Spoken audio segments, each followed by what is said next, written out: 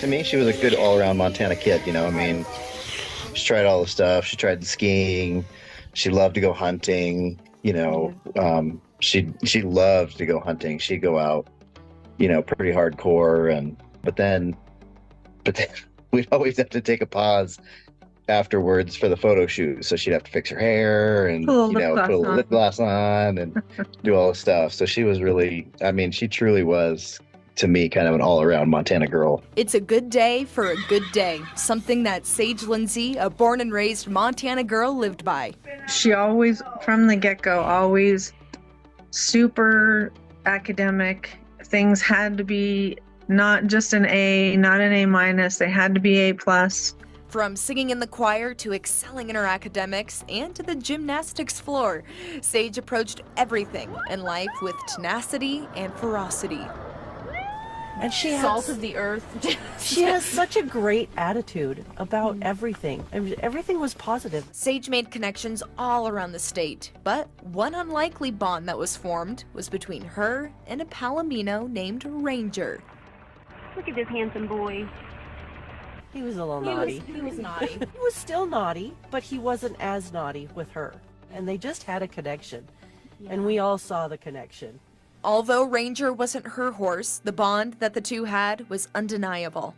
And while she was rodeoing with her brother, Sage got the news that so many students wait for: acceptance into college. But not just any college, the Naval Academy. Both Jean Forte and Steve Daines called her to say that they gave her their nominations to the academies. You're what, 18? I'm 17. Well, you've lived 17 good years so far. If you keep that up, you're going to be doing all right, okay? Sage's parents remember that day being filled with joy. Be packing your bags soon enough. Heading to Annapolis.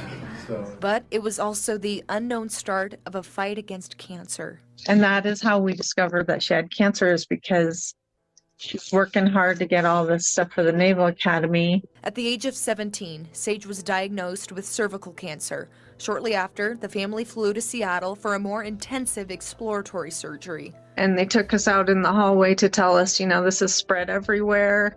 I think I can honestly say that was the worst day of my life. Yep. But despite the outlook, Sage refused to let a prognosis keep her down. Instead of the Naval Academy, she enrolled at Montana Tech. But before she went off, there was a special graduation gift waiting for her. He's just sitting around doing nothing at our house. So we gave him to Sage for her graduation. While attending school, Sage commuted back and forth for treatment, and all the while, she kept rodeoing and ended up going to state. After finishing up her first semester, making the dean's list at Montana Tech, it was time to come home for Christmas break. Merry late Christmas. And she wasn't feeling well. And so I think the night before New Year's, we took her into the hospital. And basically she stayed there. She didn't come home from that point. Sage was visited by loved ones, family, friends, members of the local fire department where her mom had worked, and even her buddy Ranger made an appearance at the hospital. On January 23, 2019, Sage passed away. She was 19 years old. It kind of still makes me think there's a big piece of Sage that's still here. She might not be here physically, but she still is doing whatever job she was sent out to this world to do. And over the summer, there was a piece of Sage at her brother's wedding, around the neck of that naughty horse that she had such a connection to.